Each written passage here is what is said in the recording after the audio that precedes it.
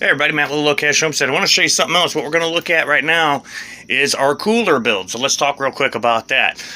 We used a Coolbot and an air conditioner to make this cooler. We are also in a framed building. Okay, this is one of my outbuildings and we repurposed it to build a cooler. Now, Coolbot says not to use fiberglass padding.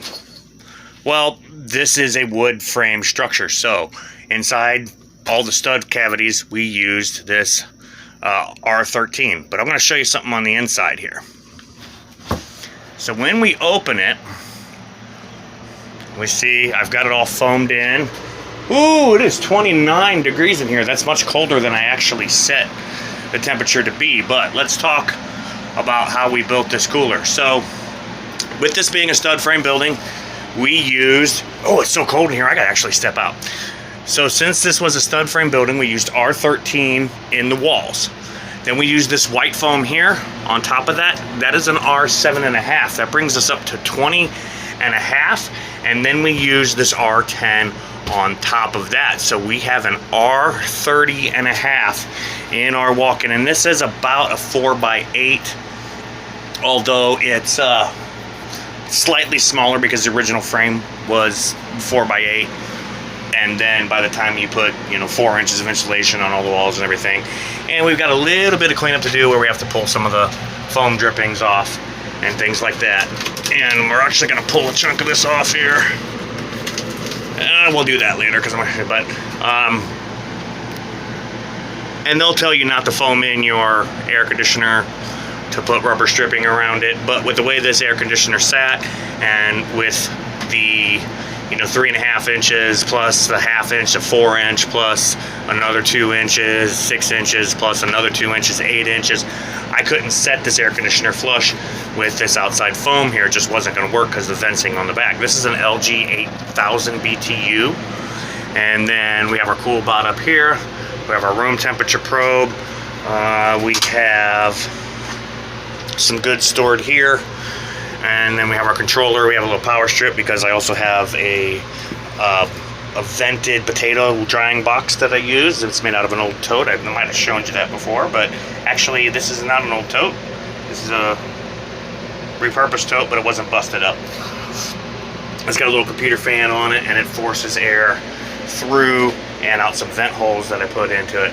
So I just wanted to show you the cooler.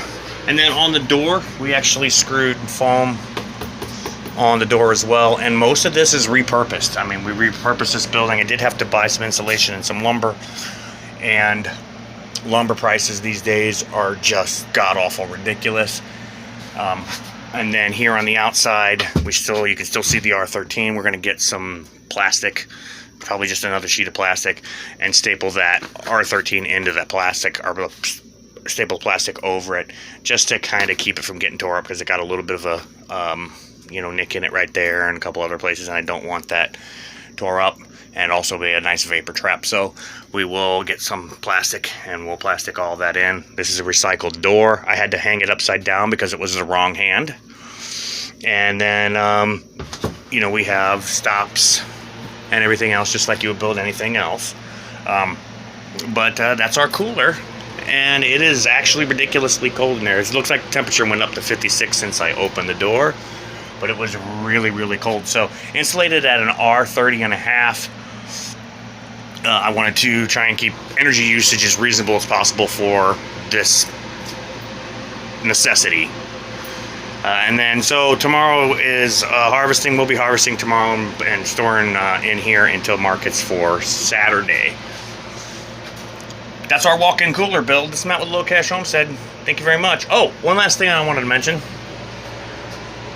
So this is our walk-in cooler build. Most of these walls, actually, for the second layer of foam, are pressure fit.